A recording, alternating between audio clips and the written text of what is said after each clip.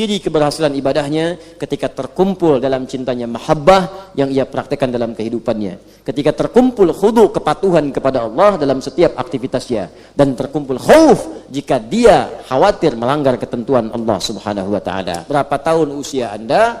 Apakah selama kita ibadah ini mahabbah sudah ada dalam diri kita, khudu terpraktekkan dalam hidup kita, dan khauf sudah menjema dalam perilaku kita?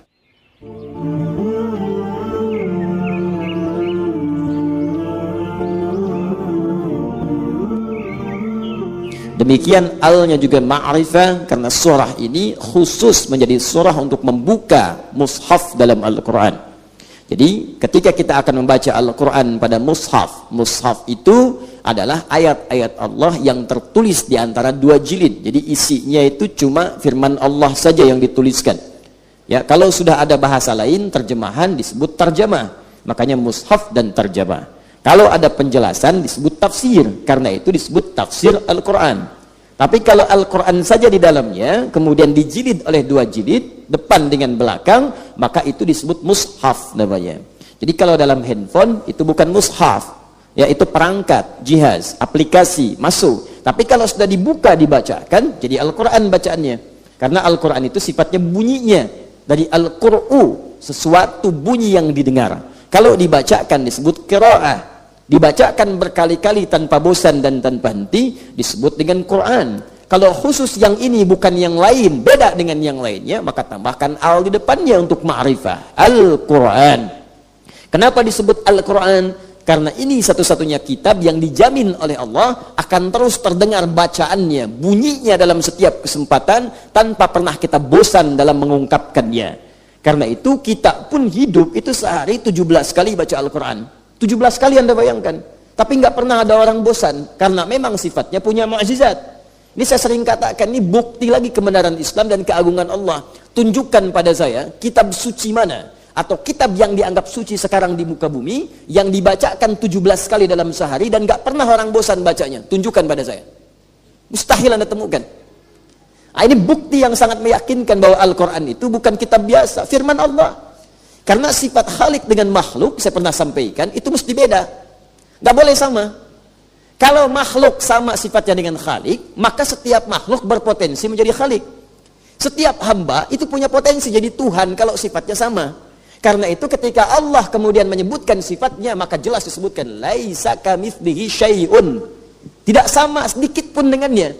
Maka mesti beda. Karena itu ketika Allah berfirman dengan manusia berkata, tuh, dari kalimatnya dia udah beda. Allah berfirman, manusia berkata.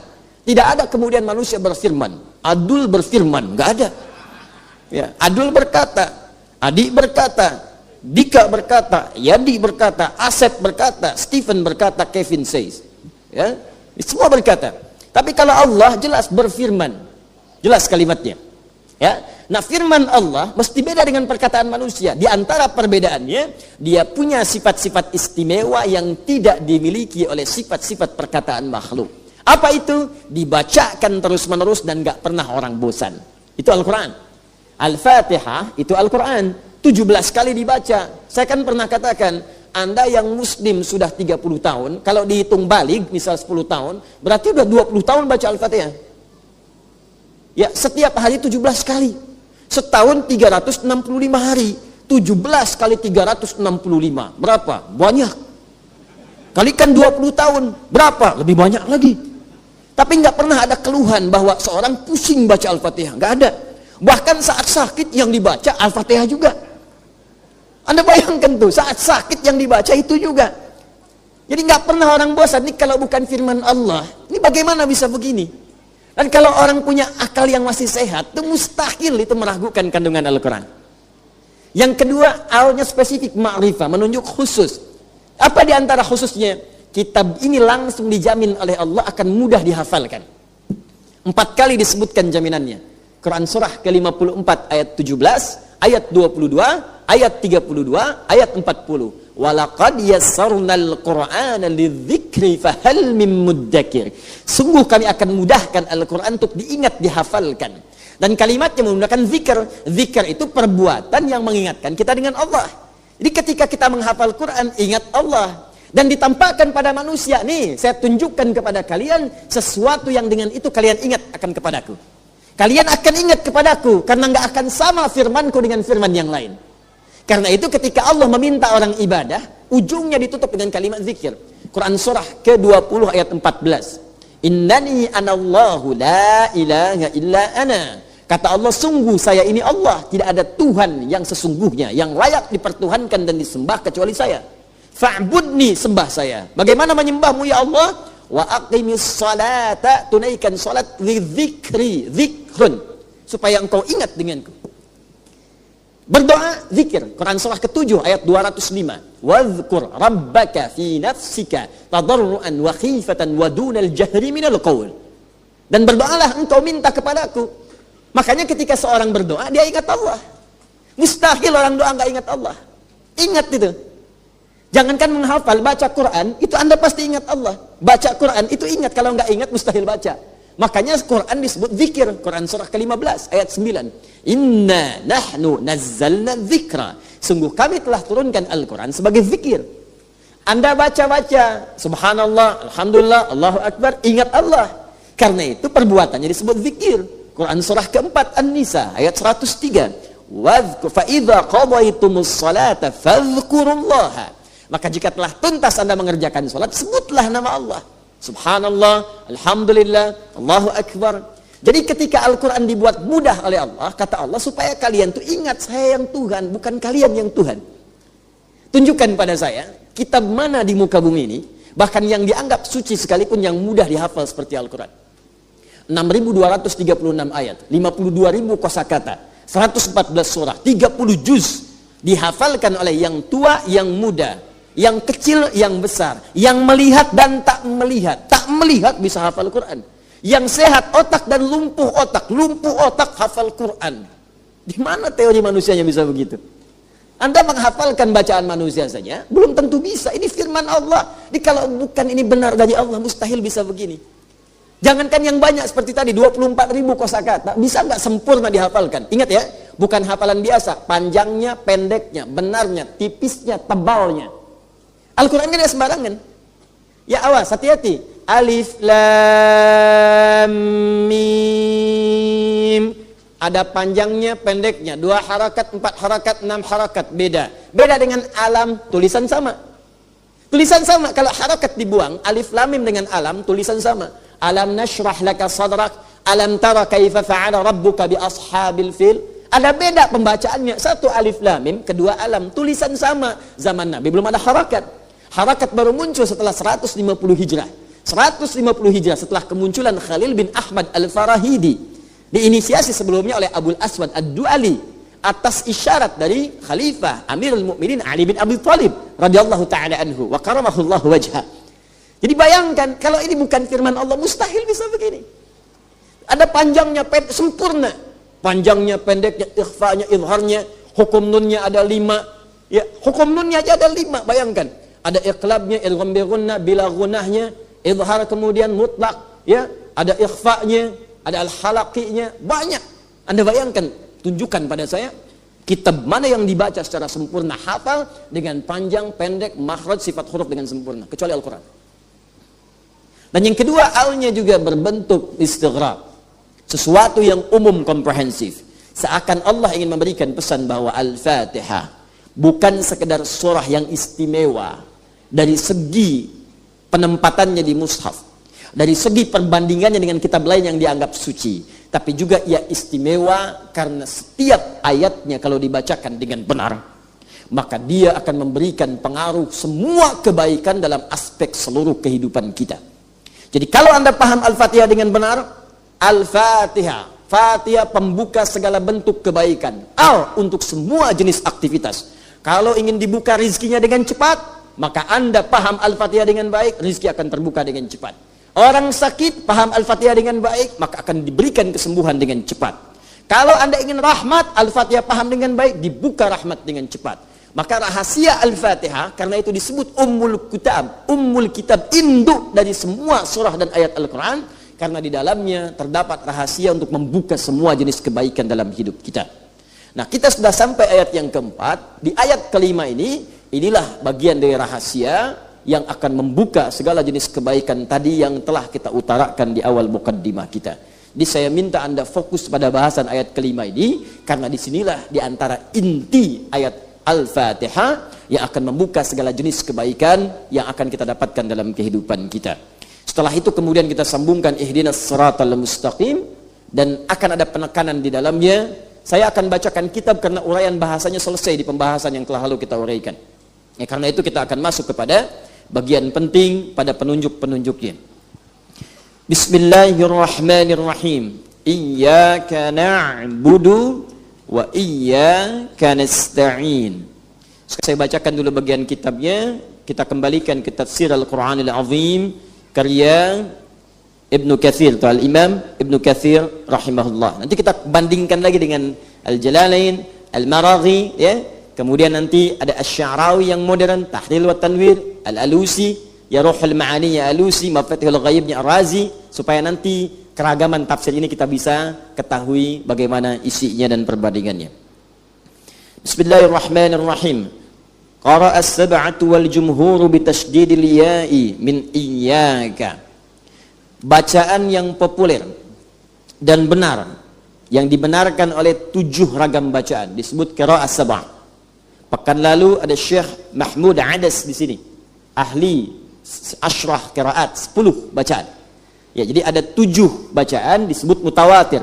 Ya, qiraah mutawatirah. Mutawatirah itu disepakati seluruhnya, langsung diajarkan oleh Nabi sallallahu alaihi wasallam, dibimbing malaikat Jibril, dan itu sah, bukan hanya dibacakan dalam Quran tapi digunakan dalam salat. Ya, ada 7 jenis qiraatnya. Setiap 7 qari'nya nanti mempunyai 2 murid untuk menyebarkannya. Ya, misal kita bacakan riwayat Hafiz dari Asim. Nanti ada misalnya Qalun dan Warash dari Nafi'. Ada misalnya Khalad dengan Khalaf dari qiraah Hamzah. Ya, nanti ada 7 jenis. Ketujuh-tujuhnya ketika membaca iyyaka na'budu, maka bacaan iyyanya, ya bacaan iyyanya bitasydidil ya'i min iyyaka. Bacaannya pakai tasydid, iyyaka. Jadi bukan iyyaka. Awas, hati-hati, karena kalau Anda salah baca nanti salah makna. Salah baca, salah arti. Ya. Cinta dengan cita, beda kan? Ya, saya mencintaimu. Ya, saya citamu. Aku punya cita. Kalau 2 kali disebutkan aku punya cita-cita, kan? Nah, aku punya cinta-cinta, beda kan? Ya, Anda bertemu dengan istri Anda katakan, "Mama, dari kecil saya sudah punya cita-cita." Dengan yang kedua, "Mama, dari kecil saya sudah punya cinta-cinta." Nah, beda artinya. Lain kan? Nah, sama dengan iya dengan iya, itu beda. Ya, iya dengan iya. Bismillah. Iya. Ada tasdidnya ini? Ya. Ibu kelihatan, Bu? Kelihatan. Ya, bagus. Dengan begini. Iya. Iya. Awas. Ikhwan khususnya, laki-laki yang mengimami. Anda mengimami dalam salat, semua yang qiraat 7 sepakat. Jumhur itu semua mayoritas sepakat bacaan pakai tasydid. Iyyaka na'budu wa iyyaka nasta'in. Terus Anda beda sendiri, iyyaka na'budu wa iyyaka nasta'in. Jumhur ahli qiraat sepakat, Anda beda sendiri. Ini menunjukkan bukan ada alternatif, Anda yang salah. Terdapat perbedaan pendapat, bukan perbedaan pendapat, ente yang belum tahu, gitu kan? Paham ya? Baik. Wa qara'a Amr ibn Fayyid bi takhfifihima ma'al kasri wa hiya qira'atan syadzah mardudah. Ini ada yang baca tanpa tasydid, harakat hamzahnya kasrah. Tadi yang iyyaka, ya iyyaka. Jadi kalau kita baca pakai tasydid, iyyaka na'budu wa iyyaka nasta'in. Ada yang baca nggak pakai tasydid, kata Ibnu Katsir. Siapa namanya? Namanya Amr bin Fayyid. Ya, bacaannya iyyaka na'budu wa iyyaka nasta'in. Ini orang pertama yang mempopulerkan bacaan tanpa tasydid. Cuman ingat baik-baik, syadzatun wa mardudatun, itu bacaan rusak dan tertolak. Ini tidak dibenarkan bacaan itu dipakai khususnya dalam sholat. Di bacaan biasa saja Al-Quran tidak dibenarkan, apalagi dipakai dalam sholat. Orang pertama yang baca itu adalah Amr bin Fayyid. Mungkin itu menyebar, sampailah kemudian ke Bekasi, ya. Sampai kemudian ke Chicago, sampai ke Chicago, sampai ke Singapura, sampai ke Singaparna, ya. Baik, dan sebagainya. Itu orang pertama kali yang baca, namanya siapa? Amr bin Fayyid. Bismillah. Nah, ini Amr. Nah, kalau dibaca begini Amr namanya. Kalau wawunya hilang, bacanya Umar. Ingat ya? Ini siapa? Amr. Kalau yang ini Umar. Apa namanya? Kalau begini? Hah? Amir. Amir. Apa? Amir. Kalau begini? Umar. Tuh, Umar. Kalau pakai alif lam, al-umru. Umur. Jelas ya? Kalau pakai tak di ujungnya, umrah. Ya, baik. Kalau begini, ain, mim, kemudian mim. Baca? Ya, umam. Ya, apa artinya? Nggak ada artinya. Ya. Nah, ini Amr bin Fayyid. Fayyid. Ya.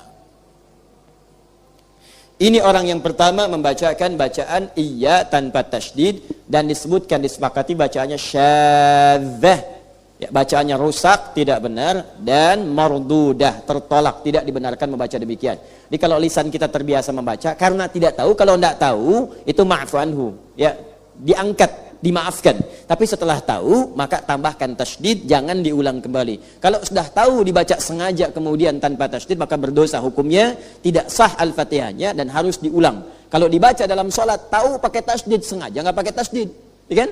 Sengaja, misal dia tahu iyyaka na'budu wa iyyaka nasta'in, dia sengaja nggak pakai tasydid, iyyaka na'budu, maka satu, berdosa dia. Yang kedua, batal salatnya dan dia mesti berwudu, mesti mengulang kembali salatnya. Mengulang salatnya, bertobat kepada Allah dengan istighfar, kemudian dia mengulang salatnya. Jelas sampai sini? Allah sampaikan, ya ayyuhalladzina amanu, hei seluruh orang-orang yang telah beriman kepada Allah Subhanahu wa ta'ala, ittaqullah, tingkatkan takwamu kepada Allah. Takwa itu bentuknya ibadah. Ya, orang takwa, kalau satu orang disebut taqi. Nabi Yahya alaihi salam disebut taqi oleh Al-Quran. Quran surah ke-19 Maryam. Itu kalau kita baca dari ayat 11 sampai ayat 15, itu berbicara tentang Nabi Yahya, anaknya Nabi Zakaria alaihissalam. Ya Yahya khudhil kitaba biquwwah wa atainahu al-hukma sabiyya wa kana taqiyya. Hei Yahya alaihissalam, khudhil kitaba biquwwah, berpeganglah engkau pada pedoman Alkitab yang aku turunkan kepadamu, berpegang dengan kuat. Jadi kumpulan firman-firman Allah itu, itu disebut dengan Alkitab, susunan yang sempurna ya. Karena itu Al-Quran pun disebut Alkitab, karena berisi kumpulan dengan sempurna. Quran surah kedua Al-Baqarah ayat kedua, dzalikal kitabu la raiba fi hudal lil muttaqin. Quran surah ketiga Ali Imran ayat ketiga, nazzala alaikal kitaba bil haqq musaddiqan lima baina yadayhi wa anzala at-taurata wal injil. Sedangkan orang yang berpegang teguh pada Alkitab, dalam konteks sekarang Al-Quran. Jadi kalau dulu Nabi Yahya ada Alkitab khusus di masa itu. Nabi Musa alaihi salam Taurat, susunannya disebut Alkitab. Buka Quran surah ke-17 Al-Isra, ayat yang kedua. Ya, paling kiri agak ke atas. Wa ataina Musal kitaba wa ja'alnahu huda li bani Israil. Wa ataina Musa al-kitab, kami berikan Musa alaihi salam al-kitab, namanya Taurah. Ya, wa ja'alnahu hudan li bani Israil. Nabi Muhammad sallallahu alaihi wasallam diberikan susunan-susunan firman Allah. Alkitab namanya apa? Al-Quran. Karena itu ketika Allah menyebutkan nama khusus untuk Nabi Muhammad sallallahu alaihi wasallam dan umatnya, diberi nama Alkitab itu dengan Al-Quran. Quran surah ke misalnya 2 Al-Baqarah ayat 185. Syahrul Ramadan alladzi unzila fihil Quran. Di bulan Ramadan itu kami turunkan Al-Quran. Di namanya bisa berbeda, Semua firman Allah susunannya punya nama umum yang sama, kan? Nah, orang kalau sudah berpegang teguh pada Al-Quran, Nabi Yahya Alkitab, Nabi Musa Alkitab, Nabi Isa Alkitab, namanya Injil, Nabi Muhammad Alkitab, namanya Al-Quran, maka cirinya adalah wa atainahul hukma sabiyya. Maka Allah akan berikan kepadanya hikmah, kumpulan hikmah. Hikmah itu bisa pengetahuan, bisa tindakan yang bijak, kata-kata yang baik, tindakan yang baik. Makanya orang belajar Al-Quran itu dapat hikmah. Dan fungsi Nabi Muhammad ketika menerangkan Al-Quran itu membawa hikmah. Quran surah kedua Al-Baqarah ayat 129. Rabbana wab'ats fihim rasulan minhum yatlu 'alaihim ayatika, ayat Al-Quran, wa yu'allimuhumul kitab, diajarkan kandungan Al-Quran, Al-Kitab wal hikmah. Quran surah kedua ayat 151. Kama arsalna fikum rasulan minkum yatlu 'alaikum ayatina wa yuzakkikum wa yu'allimukumul kitaba wal hikmah wa yu'allimukum ma lam takunu ta'lamun. Hikmah itu bisa ilmu, ya, wa atayna luqmanal hikmah, ilmu, ya, wa may yu'tal hikmata faqad utiya khairan katsira. Siapa yang diberikan hikmah, ilmu maksudnya, maka dia mendapatkan pemberian yang banyak dari Allah Subhanahu wa taala. Jadi kalau ilmu dibandingkan dengan harta, lebih milih ilmu daripada harta. Karena dengan ilmu dapat harta, ya kan? Dengan ilmu bisa mencari harta. Dengan harta belum tentu mendapatkan ilmu yang baik. Anda ijazah bisa dibeli, misal. Itu langkah yang keliru. Tapi harta bisa diraih dengan pengetahuan. Harta dibawa-bawa, berat bawanya. Ilmu dibawa ringan. Harta tidak dibawa sampai ke alam kubur. Ilmu dibawa sampai ke alam kubur. Jelas ya? Itu ilmu. Jadi kalau kita kemudian mendapatkan hikmah, artinya pengetahuan. Hikmah bisa tindakan yang baik. Kata-kata yang baik, hikmah. Pandangan yang baik, hikmah. Sikap yang baik, hikmah. Jadi kalau orang sudah berpegang teguh pada Al-Quran, maka kata-katanya jadi baik. Itu maksudnya. Makanya Yahya alaihissalam ketika berpegang teguh, khudhil kitaba bil quwwah, pegang teguh dengan kumpulan firman Allah dengan kuat. Wa atainahul hukma sabiyya wa hananan min ladunna. Kalau tangan sudah baik, kaki sudah baik, mulut sudah baik, telinga sudah baik, maka dapat hanan, kelembutan. Hananan min ladunna. Maka dia mendapatkan sifat lembut dari kami. Tuh, Masya Allah, ahli Quran itu begitu. Jadi kalau Anda belajar Al-Quran, akan merubah diri Anda jadi baik. Lisan Anda jadi lembut, pandangan jadi lembut. Jadi kalau Anda belajar Al-Quran, lisan jadi kasar, Al-Quran mana yang Anda pelajari? Makanya di Quran itu, dididik lisan kita berkata baik. Quran surah 49 ayat 11. Ya ayyuhalladzina amanu, hai orang-orang telah beriman, la yaskhar qaumin qaum, jangan saling mencela. Tuh. Awas. La yaghtab ba'dukum ba'dha, jangan gosip. Ya, gosip, gibah. Ya sebut aja dengan nama yang jeleknya, yang benarnya, yang realnya. Gibah ya gibah. Jangan dikemas dengan nama baik. Gibah jadi gosip gitu kan. Seakan-akan dikemas jadi baik. Ketika kemasannya bagus, barang jelek pun kalau dikemas bagus laku. Laku tuh. Ya. Minyak babi dikemas dengan kemasan madu. Oh, Masya Allah. Menipu sifatnya. Kelihatan gak bagus, cuman karena kemasan bagus jadi. Handphone 3315 casingnya pakai iPhone. Kalau orang cuma lihat casing jadi bagus. Banyak maksiat sekarang dikemas sehingga kemasannya jadi bagus. Karena kemasan bagus laku di pasaran. Itu kan? Malingnya maling, dikemas jadi koruptor. Jadi kayaknya kemasannya beda, levelnya tinggi gitu. Ya, kayak gelar S1, S2, S3. SD maling, S3 koruptor. Agak beda, sama-sama maling gitu kan. Ya, yang malam berkeliaran perempuan sebut dengan namanya. Ini dikemas. Jadi nama-nama binatang yang lucu, lembut, kupu-kupu malam. Ya. Itu jadi persoalan. Yang keliling laki-laki, yang kena buaya, buaya darat nih, buaya aja nggak begitu. Ya. Ini jadi persoalan tuh di sini. Jadi banyak maksiat dikemas dengan cara yang baik. Sudah kemasannya bagus, teori agama dipakai di situ. Sabar itu praktek kebaikan, taat. Sekarang sabar dipakai maksiat. Anda bayangkan. Saya pernah kasih contoh. 3 orang pencuri itu, 1 pimpinannya, 2 trainer seniornya, yang pertama baru daftar. Ini maling baru, pengen nyuri motor, yang baru praktek tuh diamatin sama trainer sama bos dari jauh. Ya kecepatan cuma sedetik, dia sampai 3 detik belum selesai. 3 detik, susah nih bos, sabar, terusin, sabar. Anda bayangin. Ini ada orang maksiat aja sabar sekarang. Nonton bola, sabar malam. Nonton bola tuh bisa sabar, Anda bayangkan.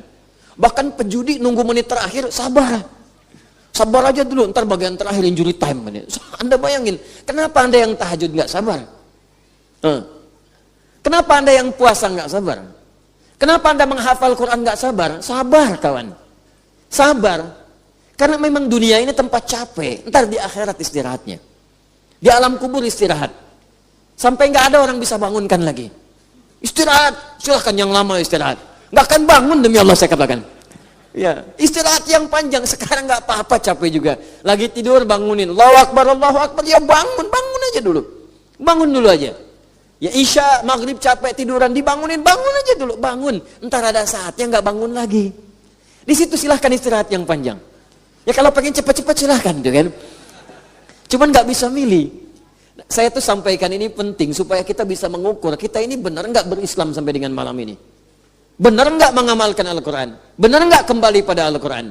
Jangan-jangan Al-Quran minta kita ke timur, kitanya ke barat. Kata Quran, John jangan gosip, ente gosip. Saya enggak Ustaz, bagus, nggak seperti itu tuh ibu yang itu tuh. Ya sama aja. Jelas ya? Taqi itu satu orang. Wa kana taqiyya. Kalau banyak muttaqin.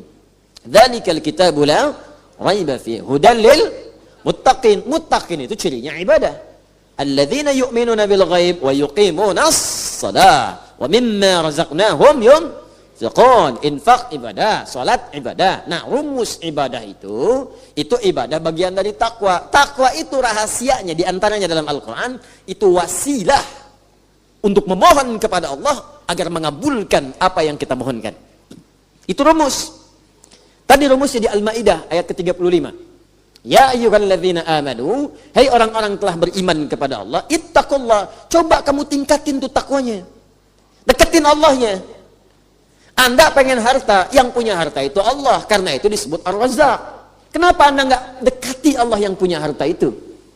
Anda pengen ilmu, yang punya ilmu Allah Al-Alim. Kenapa enggak Anda dekati Allahnya yang punya ilmu?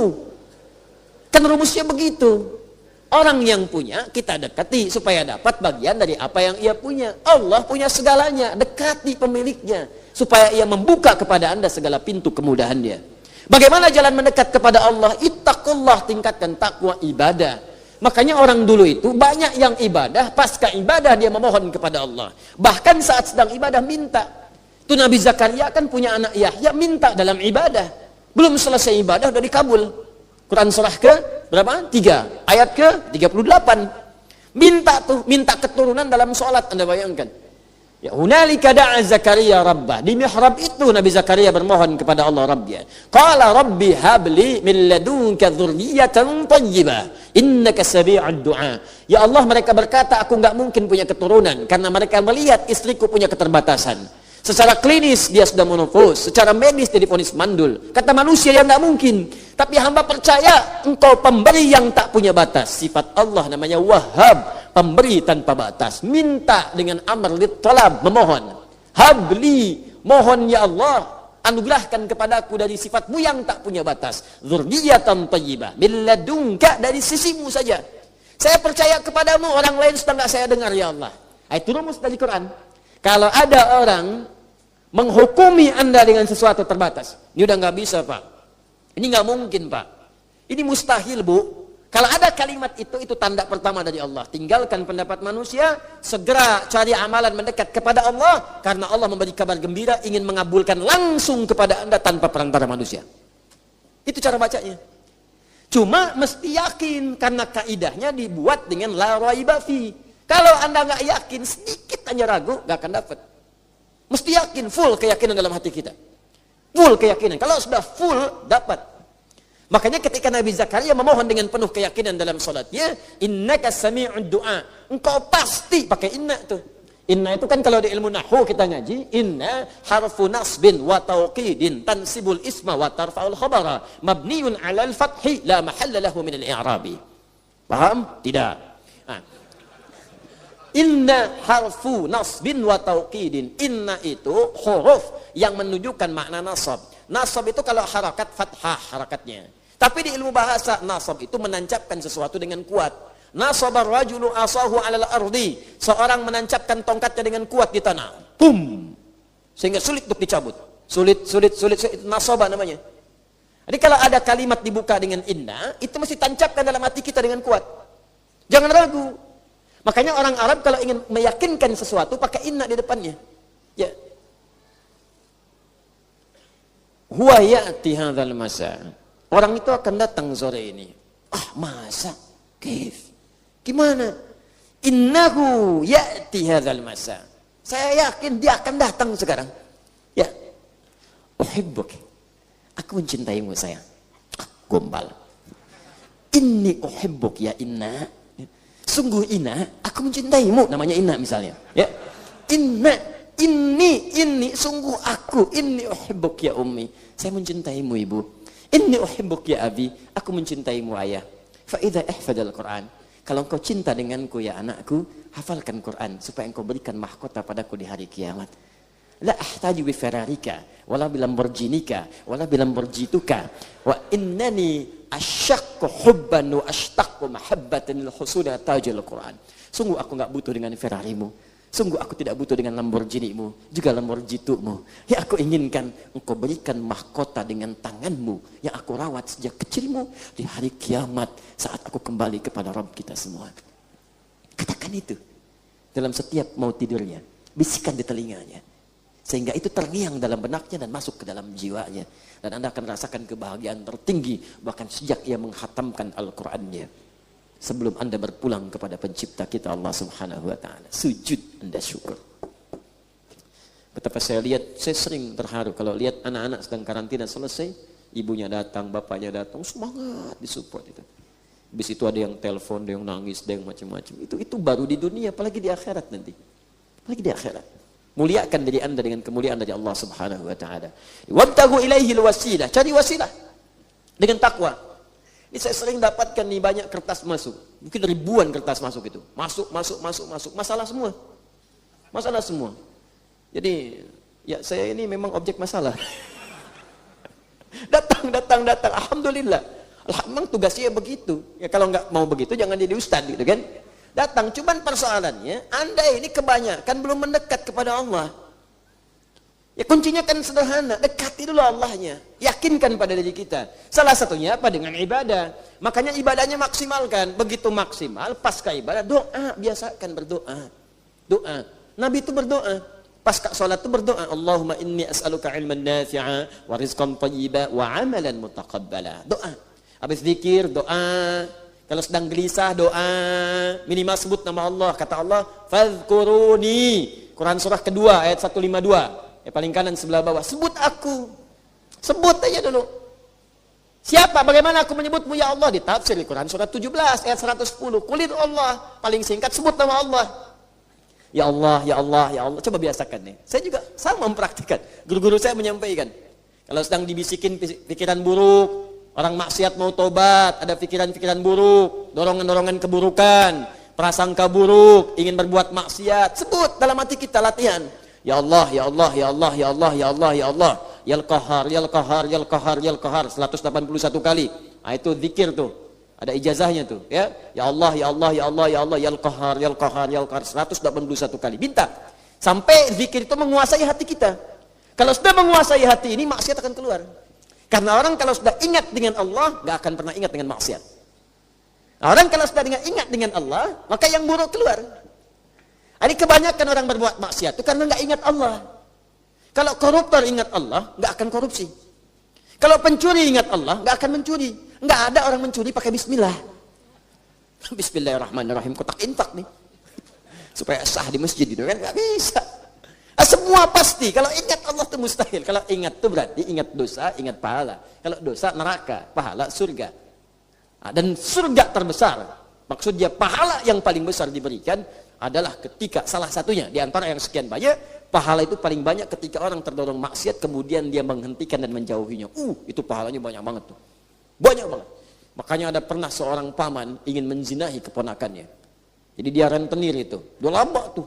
Wah, itu zaman lebih dari 15 abad yang lalu. Dia rentenir sekarang telat tuh, terlambat. Ya, baik yang online, hati-hati tuh yang online tuh, ojol tuh, ya, pinjol, bukan ojol, ya.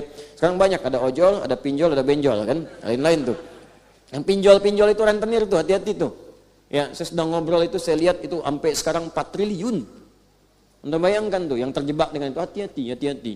Ya, banyak kata-kata manis, kata Al-Quran, itu padahal ujungnya itu membawa racun. Quran surah kedua, ayat 204, paling kecil.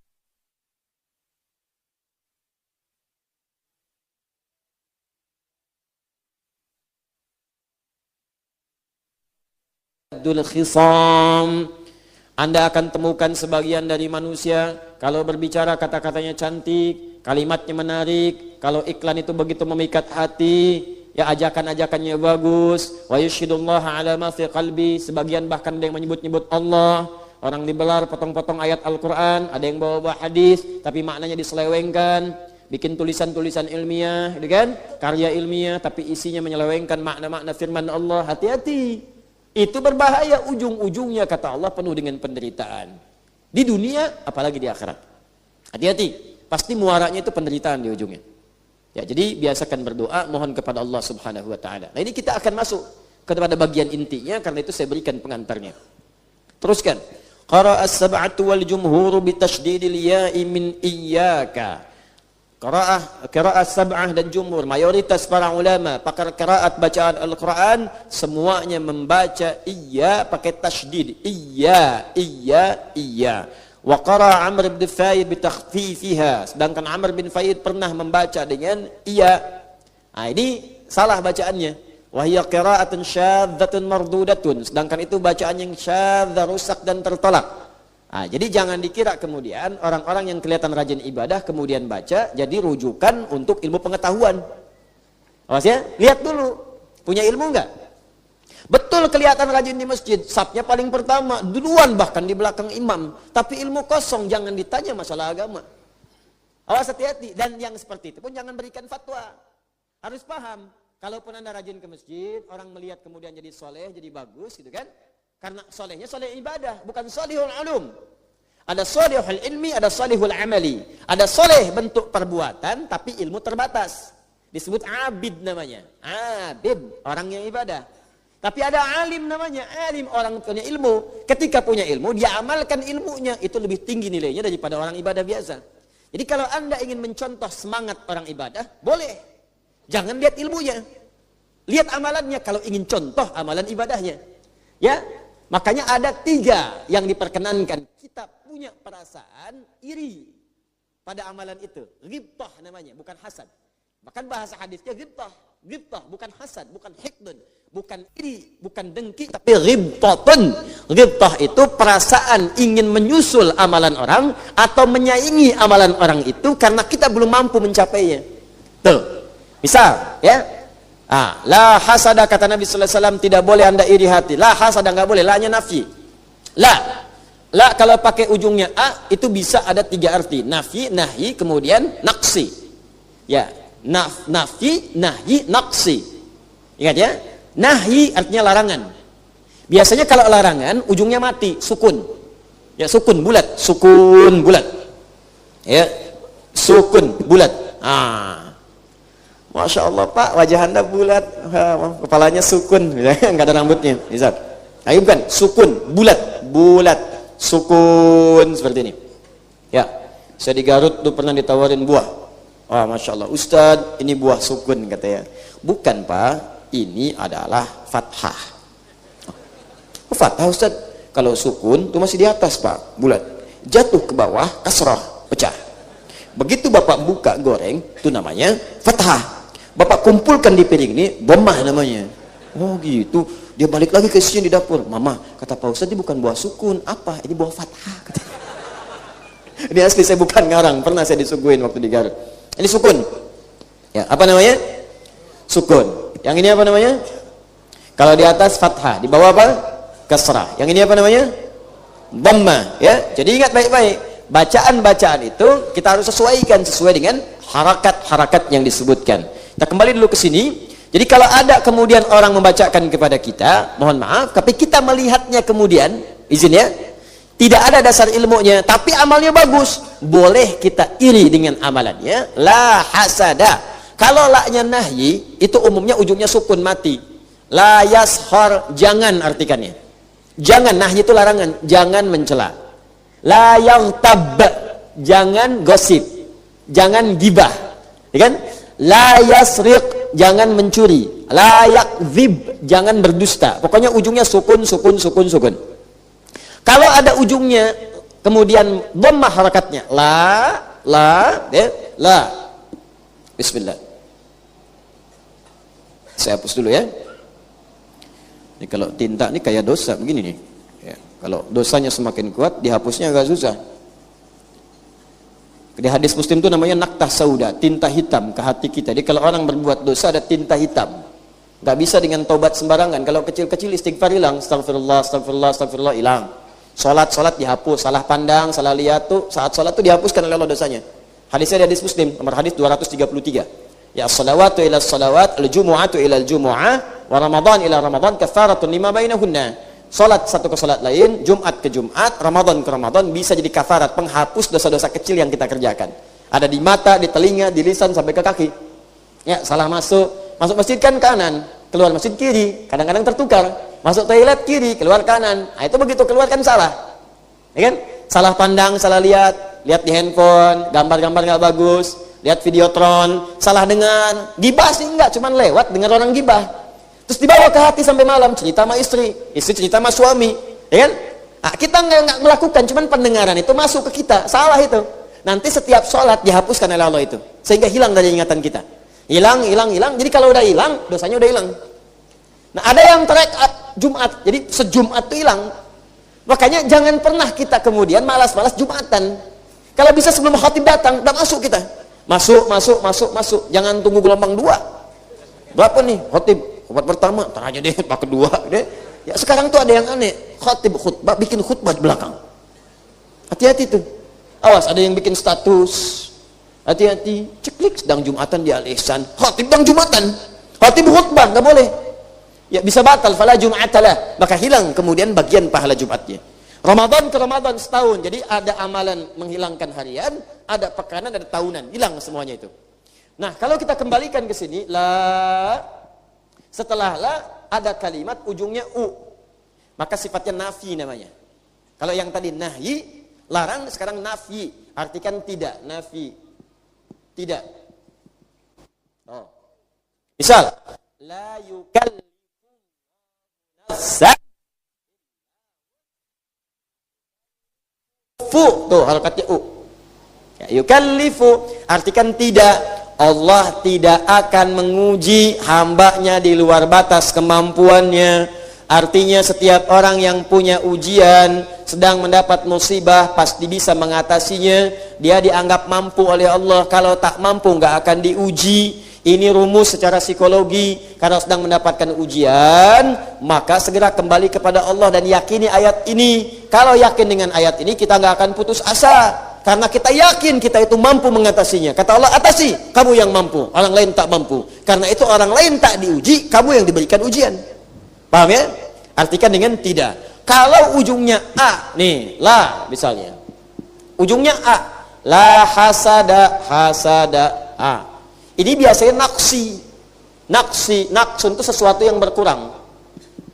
Contoh, baca Riyadhus Shalihin di bab ikhlas. Dari 1896 hadis di dalamnya, masuk bab ikhlas, ada kalimat Nabi, la hijrata ba'dal fathi. Tidak ada hijrah lagi setelah terbuka semua kebaikan-kebaikan di Mekah itu. Kalau konteksnya Mekah.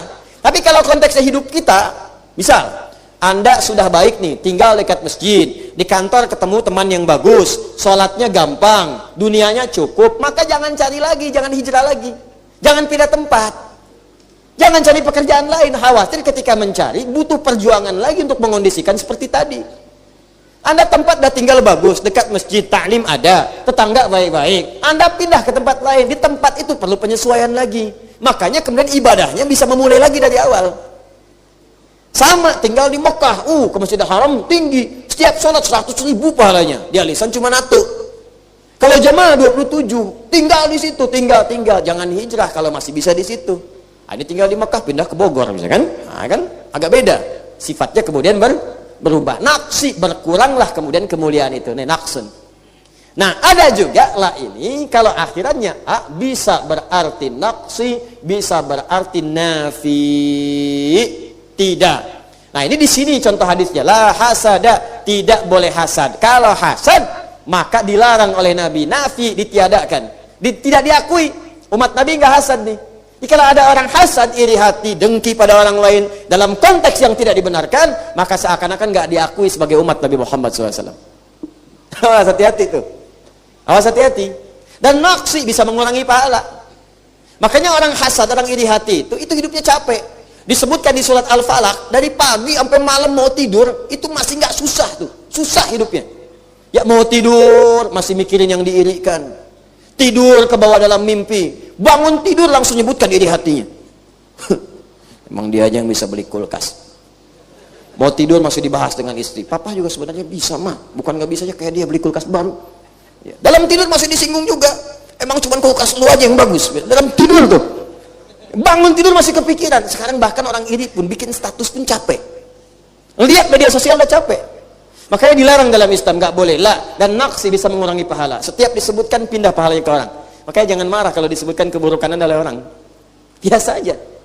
Dan nggak ada kerjaan kalau orang lain nyari keburukan kita karena selalu akan ditemukan.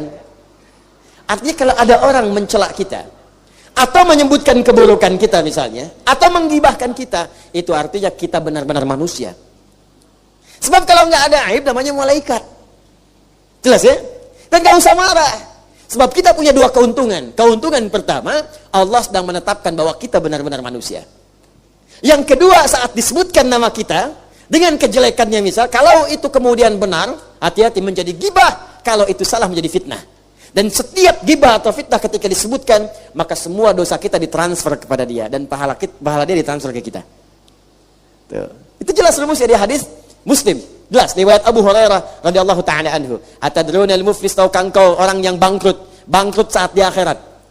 Ya qulna ya Rasulullah, al-muflisu fina ma la dirham lahu wa la mata'. Ya Rasulullah, menurut kami orang bangkrut itu yang enggak ada uang sesen pun, tak ada aset sedikit pun. Kata Nabi, al-muflisu min ummati, garis bawahi. Al-muflisu min ummati, umatku yang bangkrut itu. Nabi tidak menyebut umatnya Musa, tidak menyebut umatnya Isa alaihi wassalam, tapi ummati. Maksudnya ada yang mengaku umat Nabi Muhammad cuman saya yang melanggar ketentuanku, melewati rambu-rambuku sehingga bangkrut di akhirat. Ya'ti yaumal qiyamati bi sholatin nakirah. Dia datang hari kiamat dengan pahala salat yang banyak. Itu nakirah. In. Banyak maksudnya. Maksudnya apa? Rajin salat fardu, rajin salat sunnah, tahajud rajin. Bahkan bisa share. Ukhti, jangan lupa duha, pahalanya begini. Jangan lupa tahajud malam, pahalanya begini. Wasyamin, mulai rajin puasa. Biasanya Ramadan aja, sekarang mulai berubah. Mohon maaf, tambah Seninnya, Kamisnya, Ayyamul Bid'nya. Ya, wa zakatin, mulai kepikiran zakat, infak dan sebagainya. Cuman sayang, wa ya'ti qad syatama hadza. Cuman sayang, dia salah belajar, ilmunya belum tuntas. Dia juga senang mencela. Syatama hadza. Betul memang rajin ibadahnya, salatnya rajin, cuma celaannya juga rajin. Cela ini, cela itu, ya, hina ini, hina itu, rendahkan itu. Wa qadzafa hadza, menuduh ini, A, B, C dan sebagainya. Ini yang paling parah sekarang. Ini ustadz ini juga sama nih, sesama ustadz nih saling cela. Ini kan bahaya ini. Jadi kalau ustadznya sudah saling cela, bagaimana muridnya? Kalau ustadz dia saling tuduh, bagaimana muridnya? Ente ini ngajarin apa gitu kan? Saya bingung nih fenomena sekarang nih. Ustadz saling mencela, ada yang menuduh dan sebagainya. Ini yang ngajarin apa sebenarnya? Kenapa nggak Anda duduk sesama ustadz kalau punya persoalan? Duduk, selesaikan. Anda punya beda pandangan, duduk di situ, bicara. Jangan sampaikan ke muridnya begini, muridnya begitu, kemudian muridnya bertengkar. Ini ngajarin apa sebetulnya? Quran yang mana yang Anda pelajari? Hadis yang mana yang Anda dalami? Ada di hadis ngajarin saling mencela? Tunjukkan pada saya. Dulu para ulama kita meminta muridnya untuk saling belajar ke Syekh Anu, belajar kemudian ke Syekh Anu, belajar ke Ustadz Anu. Makanya banyak ulama kita itu bahkan merekomendasikan anaknya belajar di syekh yang lainnya. Kamu belajar ke sini, kamu belajar ke sini. Sekarang kok bisa terjadi? Jangan belajar ke sini, jangan belajar ke situ. Belajar di sini aja. Ini Anda belajar dari mana? Kalau beda pandangan ya sampaikan, kita mempraktekkan yang ini, mereka pakai yang itu, dalilnya begini, menurut kita yang kuat begini. Kalau mereka praktekkan ada dalilnya nggak apa-apa, itu lebih bagus ketimbang Anda mengatakan yang benar yang ini, yang lain salah semua. Awas, hati-hati. Ketika murid menyimpulkan hanya guru ini yang benar dan yang lain salah semua, ketika guru itu berbuat salah, maka tidak ada yang bisa membenarkannya. Dan sifat manusia bukan maksum, dia bisa berbuat salah. Makanya Anda pun belajar pada guru-guru yang lain supaya luas wawasannya. Luas, saya anjurkan Anda belajar, silahkan. Banyak ustaz-ustaz yang bagus-bagus ya. Ambil ilmunya, pelajari dengan baik. Kalau ada perbedaan, tanyakan pada saya, tidak apa-apa. Nanti saya jelaskan, oh ini mungkin begini, ini amalkan ini. Kalau sepakat dengan ustaz itu, silahkan amalkan pakai ustaz itu. Nggak apa-apa. Apa yang saya sampaikan, yang saya amalkan, kalau Anda misalnya merasa yang lain lebih kuat, amalkan saja. Tidak harus Anda sama dengan saya. Yang penting dalilnya berada pada tersambung dengan Rasulullah SAW. Itu paling bagus. Anda ini belajar apa gitu? Itu catatan paling penting yang harus kita pahami. Jelas ya? La hasada, tak boleh hasad. Dosa hukumnya. Bisa berkurang pahala. Illa fitnatain, kecuali pada dua hal. Rajulun atahullahu al-Qur'ana fayatsluhu ana al-laili wa atrafan nahar. Seorang yang dianugerahi oleh Allah kecintaan pada Al-Quran. Allahu Akbar. Ada yang menghafal. Nah, ini harus hasad ini, gempah. Pada anak kecil usia 4 tahun hafal Quran. Anak kecil Pak, Bu, 4 tahun matanya nggak lihat. Mata nggak lihat tapi hafal Quran. Saya, Anda, kita dikasih 30 tahun, 40 tahun, 50 tahun. Mata lihat, fisik sehat. Pendengaran jelas, pandangan awas. Masih belum sanggup menghafal karena sibuk dengan dunia. Anak kecil yang belum balik, belum masuk masa hisab, udah hafal Quran buat persiapan pulang. Kita ini yang dosanya paling banyak dibanding dia.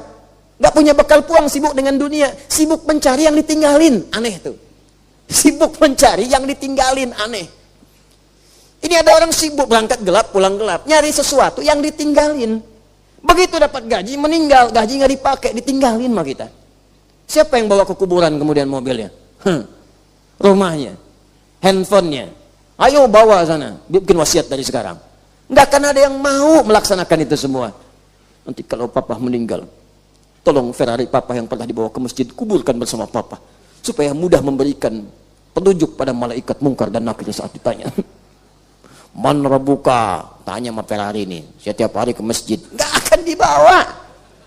Akan dibawa. Ya. Ini catatan yang Anda tulis juga akan dibawa. Amalnya masuk, catatan nggak ada. Ntar di akhirat dilihatin semua. Saat orang lain sedang nikmat-nikmat nonton TV, ada yang nonton film, ada yang tamasya. Anda berada di Al-Ihsan, barisan paling luar, sujudnya, itu karpetnya bicara ntar tuh. Tapi saya kan gak duduk di karpet tuh Ustaz. Gak apa-apa. Ya, akan bicara, batakonya bicara. Ya, wow, aspalnya bicara, rumputnya bicara. Tapi sampingnya ada kotoran kucing Ustaz. Dia bicara ntar. Gak apa-apa. Boleh jadi sekarang rasanya bau, besok diganti dengan wangi surga. Gak cukup dengan amin, cobain dulu tuh. Gak apa-apa. Pokoknya kita kalau belajarnya benar tuh enak aja. Contoh gini nih, nanti ada tingkat paling tinggi. Jadi belajar awal tuh nanti akidah, tauhid. Kedua fikih, 3 naik akhlak, keempat tasawuf paling tinggi. Tasawufnya tapi benar gitu ya, jangan yang aneh-aneh. Pergi ke hutan 40 hari nggak pulang, gitu kan? 2 kali 2 kali puasa, ke lebaran nggak pulang-pulang. Nah itu kan bahaya itu ya. Ya. Tapi yang benar, tasawuf yang benar itu belajar syariat, belajar ibadah. Ya, sholat yang benar, tahajud yang benar, puasa yang benar, baca Quran yang benar. Nah, kalau benar semua itu hatinya bersih. Nah, namanya sofa, wasota qalbuhu, hatinya bersih. Menyaringnya disebut tasfiyah, saring.